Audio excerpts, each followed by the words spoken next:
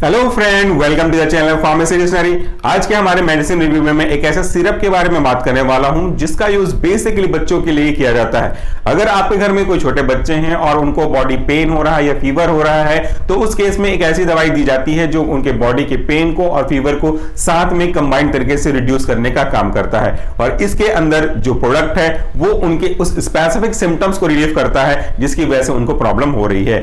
आज का हमारा जो प्रोडक्ट है इसका ब्रांड नेम है आइबुजेसिक प्लस। ये उसका नाम ब्रांड नेम है, मतलब इसके नाम से आप इसे परचेस कर सकते हैं। लेकिन आइबुजेसिक प्लस में मेन कॉन्स्टिट्यूएंट क्या है, मेन दवा क्या है जिसकी वजह से ये काम करता है, थोड़ा सा हिंट तो इसका नाम भी दे रहा है। आइबुजेसिक यानी कि आपका जो पहला ड्रग होगा आइबुप्रोफेन होगा, और आइबुप्रोफेन बेसिकली एक एनाल्जेसिक कैटेगरी के ड्रग का एग्जांपल है, इसलिए आइबुजेसिक लिखा है तो ये समझ में आ ही गया।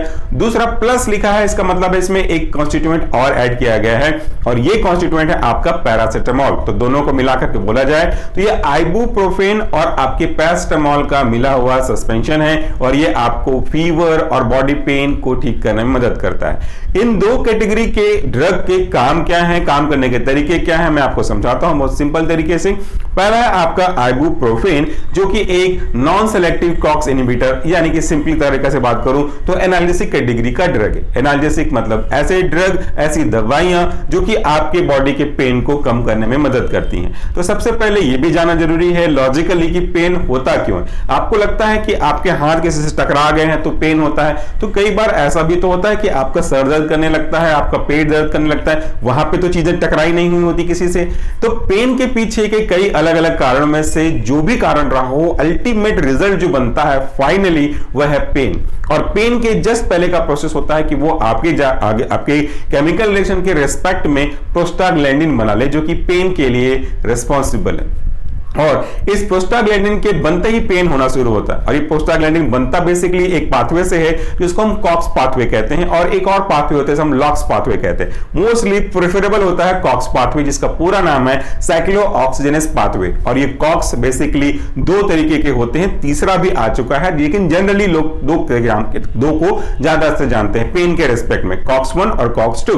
कॉक्स 3 होता है वो फीवर के रेस्पेक्टिवली रिस्पॉन्सिबल होता है। सो कॉक्स 1 और कॉक्स 2 को अगर हम बनने से रोक दें तो आपके प्रोस्टाग्लैंडिन को रोका जा सकता है, और प्रोस्टाग्लैंडिन अगर रुक गया, कम हो गया तो पेन उसी के रेस्पेक्ट में डिमिनिश हो सकता है।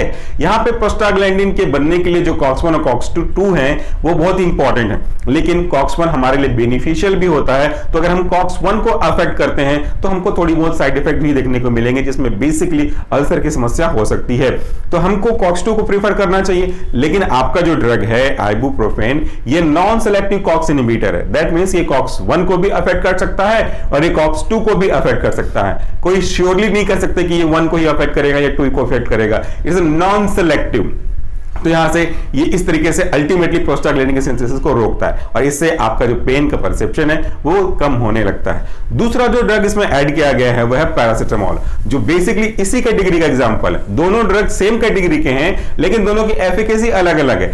दोनों हैं NSAID that means non steroidal anti inflammatory drug की कैटेगरी के। लेकिन पहला वाला जो आइबुप्रोफेन है वो बेसिकली एक अच्छा एनाल्जेसिक है, जबकि दूसरा जो पैरासिटामोल है वो एक अच्छा एंटीपायरेटिक है और माइल्डर एनाल्जेसिक है। तो यहां पे दोनों मिलकर के पेन को कम करने में मदद करेंगे, साथ में पैरासिटामोल फीवर को भी कम करेगा।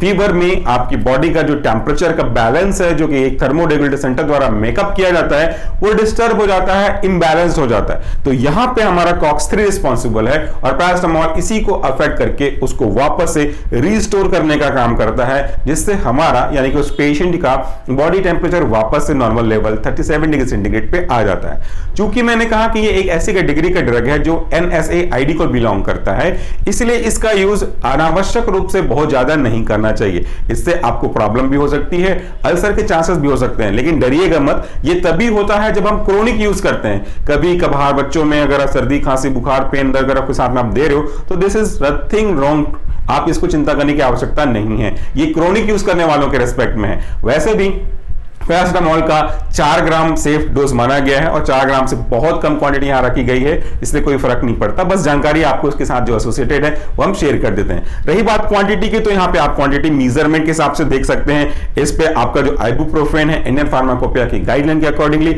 इसका जो कंसंट्रेशन है वो 100 mg है। दूसरा हमारा पैरासिटामोल वो भी आईपी के अकॉर्डिंगली है, इसका कंसंट्रेशन 162.5 mg है। This is very very safe dose, तो इसको कोई इशू की बात नहीं है। क्योंकि ये सस्पेंशन है या कोई भी सिरप की बात कर लो, जब आप लेते हो तो उसके पहले आपको अच्छे से शेक कर लेना चाहिए, क्योंकि इसके जो पार्टिकल्स हैं वो नीचे सेटल हो सकते हैं। मतलब जो छोटे छोटे पार्टिकल बचे होंगे, कण बचे होंगे, वो ग्रेविटेशनल फोर्स के कारण से नीचे में बैठ सकते हैं, और जब आप बिना शेक किए इसको आप लोगे तो ऊपर का पानी ही ऊपर जाएगा या बेस ही ऊपर जाएगा। सस्पेंडेड ड्रग नीचे तो रह गया तो अच्छे से काम नहीं करेगा। इसीलिए कोई भी सिरप को लेने से पहले आराम से अच्छे से शेक कर लें, फिर जाके यूज करें। और दूसरी जरूरी बात जो कि कोई ध्यान नहीं देता, आपके सिरप के साथ मोस्टली ऐसे कप आते हैं, मेजरिंग कप आते हैं, लेकिन हम में से कम लोग ही इसको यूज करते हैं। ढक्कन निकालते हैं और ऐसे ही गटक जाते हैं, या अगर बच्चे हैं तो थोड़ा चम्मच लेते हैं और उनको पिलाते हैं। लेकिन कभी कभी आपने ये सोचा होगा कि एक चम्मच जिसको आपने पहली बार डोज देने के लिए यूज किया, जब दूसरी या तीसरी बार दोगे तो शायद वही चम्मच आप यूज करोगे। चम्मच वेरिएबल हो सकता है, डोज वेरिएबल हो सकता है, ऊपर नीचे डोज का आगे पीछे हो सकता है, तो डोज एक्यूरेसी वहां पे नहीं जाएगी। इसीलिए हमेशा कोई भी, चाहे बच्चों के लिए हो चाहे बड़ों के लिए हो, ऐसे मेजरिंग कप जो आते हैं उसको ही यूज करिया करिए, ताकि हर बार यहाँ पे जो क्वांटिटी दी गई है वही क्वांटिटी आप मेजर कर सको। इस पे 2.5 का एक मार्क है और 5 का एक मार्क है, तो जब आप 2.5 दोगे तो हमेशा इस लाइन पे रहेगी सेम टू सेम, 5 दोगे तो हमेशा लाइन टू सेम रहेगी। इसलिए कभी भी डोज में वेरिएशन नहीं हो पाएगा, और जो कि बहुत ही अच्छी बात है। यूनिफॉर्म डोज हर एक जब आप इंट्रोड्यूस करोगे तब आपको वहां पे मिला करेगा। तो उम्मीद करता हूं कि आपको ये जो जानकारियां हैं अच्छी लग रही होंगी, पसंद आ रही होंगी, क्योंकि हमारे चैनल पे बाकी चैनल की तरह केवल झूठा मूठा क्लेम या फिर सुपरफिशियली बता ना कि ये इसलिए यूज होता है, इसकी इतनी डोज यूज क्या करें, वो हम उस पे नहीं जाते हैं। हम आपको बेसिक बताते हैं कि ये किस लिए यूज होता है, कौन सा कॉन्स्टिट्यूएंट है, उसके क्या काम करने के तरीके हैं। डोज के बारे में फिर से क्षमा मांगूंगा, डोज में आपको यूजुअली नहीं बताया करता। ओटीसी प्रोडक्ट जो होते हैं उनके जरूर बता देता हूं, बट जो प्रिस्क्रिप्शन ड्रग है उनका डोज में नहीं बताता, और ये एक प्रिस्क्रिप्शन डोज है, क्योंकि डोज बताने से सेल्फ मेडिकेशन होगा और हर एक पेशेंट का जो कंडीशन है, सिचुएशन है, वो एक जैसी तो होती नहीं। तो किसी के लिए 2.5 mg काम करेगा, तो आपके में अगर 2.5 mg काम कर रहा है तो वेल एंड गुड, बट किसी और के में वो अगर बहुत ज्यादा प्रॉब्लम तो वो काम नहीं करेगा। या किसी के में 2.5 काम करेगा, मैंने आपको किसी को बोल दिया 5 या 6 ml, उनके लिए बहुत ज्यादा हो जाएगा। So this is totally depend upon the individual condition. सबकी भूख एक जैसी नहीं होती, सबकी खुराक एक जैसी नहीं होती, तो उम्र देख के एक जैसा खाना देना तो बेवकूफी ही है। So friend, that's all for the day. Thank you so much for watching this video. नमस्कार, टेक केयर।